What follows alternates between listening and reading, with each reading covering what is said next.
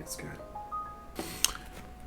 Hello, SolarLune here, and it's been like eons. And would you look at that? I'm crisp and clear in 1080p 60 FPS because I got a new camera. I got an actual camera, like an actual camera, and like a camera, the kind of camera that you take pictures with. It's a camera with a little click button. It's kind of nice actually. You click, you go. It's a digital camera, but it still makes the clicking sound because it's a little fun. As you can see, it's a very professional camera. It's the kind of camera that camera professionals use, camera pros, those who use cameras. They know that this is quite indeed a professional camera. So because of that, I have 1080p 60 FPS video. Whoa, crazy! Whoa, I have a mustache. That's insane. But yeah, it's my hair is growing. And anyway, it's been a while. It's been a while since I've been doing videos, since I've uploaded anything. So yeah, let's get started. This is going to be a devlog video update on MasterPlan. Oh. Alright, so here we are. So over the time that I've improved MasterPlan, I've made some basic usability improvements, but also added some new features. And so I'm going to kind of iterate over those changes, over those new features here. So the first thing that's kind of important and kind of a really cool feature is the map task. So map tasks allow you to go ahead and actually plan out areas. So if you're making like a Metroid-like or an RPG or anything like that, you can use the map task to basically draw a shape, and you can just draw stuff on it. As you can see, you can either click this pencil icon up here or press the C key to go ahead and toggle map editing mode on or off, and you just draw. That's it. That's the entirety, the entire real use of the tool currently is just to draw maps, and then you can do things like place notes on top of them, like so. You can place images on top of them. You know, if you have an image, I don't have anything right now. But yeah, you can place an image on top of them, and basically you can plan out a scene or plan out a world. And so here you can see, what it looks like, kind of when it's more, when you have more stuff on it. But the general idea is that by doing this, it becomes very easy to like rearrange maps and kind of test out different orientations of things and see if things line up and stuff like that. And that's really useful because, in my experience, a lot of the time when you go to make a game, you have these tools that really help out usability. Of course, they're not awkward tools to use, but if you're trying to do something like plan out an entire 10-room zone and then go back and change which rooms connect, that can be a little time consuming. So the goal of this is to basically make it simpler to plan out and to kind of brainstorm how areas link together by basically making it so that these maps are just tasks. Is easy to move them around, it's easy to edit them, change them, and place things on top of them, so you can see how, kind of what the pacing would be like as you design your game. Something else I changed were lines. So lines are these objects. Before they were in a little square, the arrowhead and the base were in a square. Now they're just free kind of free form, so you can just place them wherever you want, and that's a nice little feature. Yeah, very comfortable, very easy to use. It becomes an X if it's over a task. Otherwise, it becomes or stays an arrow. So it's a nice little tool. I improved the general usability of panels. So editing tasks or editing the settings will bring up panels like this. And so, yeah, this is just a generally improved approach to things. It looks like it feels a little bit more finished. Checkboxes have been improved. They look better now rather than being kind of awkward like before. They were just squares. Now they're actual graphics. I just got around to making something.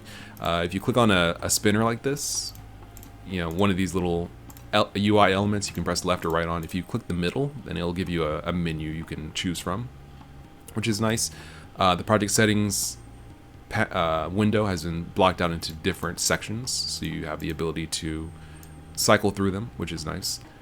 Tasks can be partially transparent, just on a global level. So if you have, for example, if you're doing something like this, where you're designing, let's say, a dungeon, like a Zelda-like dungeon or something like that, you could go ahead and say, well, let's go ahead and make the task transparency lower, and then I can stack maps on top of each other to kind of see,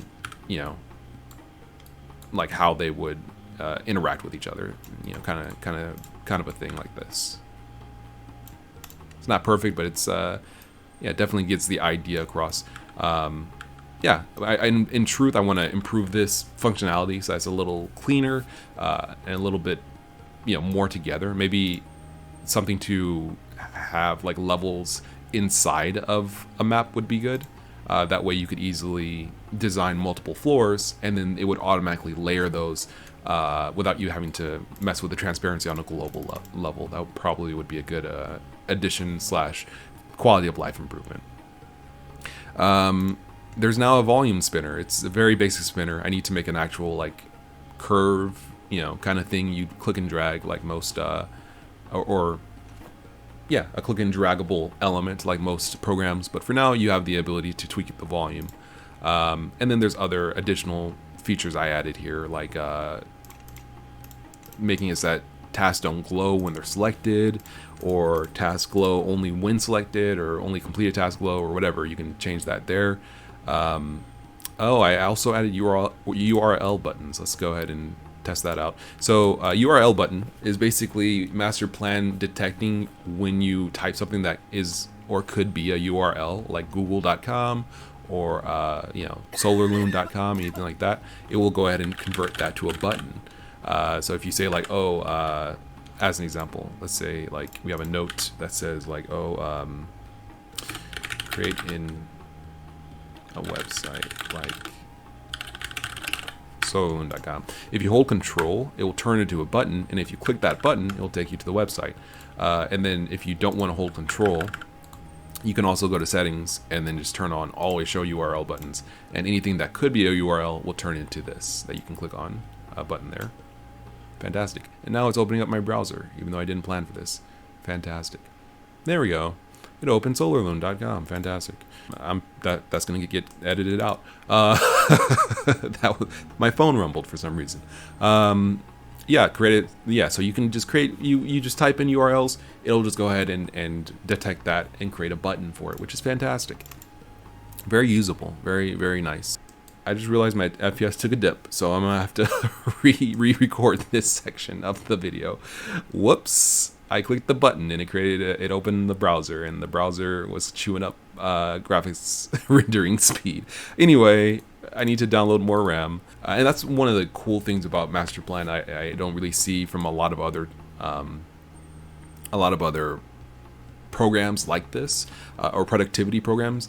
They don't really allow you to customize how things look that much. In MasterPlan, you have the ability to customize the themes. You have the ability to customize whether outlines are drawn, whether things glow when they're selected, whether things have icons, whether things pulse. This being the pulse, this blue box that circles tasks that are selected. The numbering style, whether the first numbered item is numbered. It's like you have so many options for customization, and that's really, I think, one of the strong points of MasterPlan is that you really have the ability to control how MasterPlan works for you visually, which is a huge part of it because it's a visual tool. So that's fantastic. Okay, here's something else. Yeah, so I made a little about screen that basically says like, hey, thanks for working with MasterPlan. I appreciate it. Click here to go to the forums. Click here to go to Discord. The Discord for MasterPlan/me. Click here to go to the Twitter, which is specifically for MasterPlan. I opened a Twitter account specifically for MasterPlan, which should be useful to kind of get official updates, official questions and answers and stuff like that, which is useful. Yeah. That's basically it. So that's basically it. That's basically it. I've been working, and it's been working out. I've been working on this pretty consistently for the past week or two, and it's just getting better and better. And so I would really appreciate it if people enjoy using it. Please talk about it. Please post on Twitter about it. Please post on game development forums about it. Please post on subreddits about it. That's my job to do that as well. But it could help if you did it too. Thanks. That's it. That's it, to be honest. But yeah, this is a nice little tool if you're a fan of productivity apps, or you need something that helps you basically kind of focus your approach to your project. This is definitely something to help you do that. And I think it's getting better and better and is already kind of indispensable. But yeah, other than that, it's been going pretty cool, going pretty well, and I appreciate you watching the video. And I'll have to catch you guys on the flip side next time. Yeah, see you. Bye. Shh, quiet.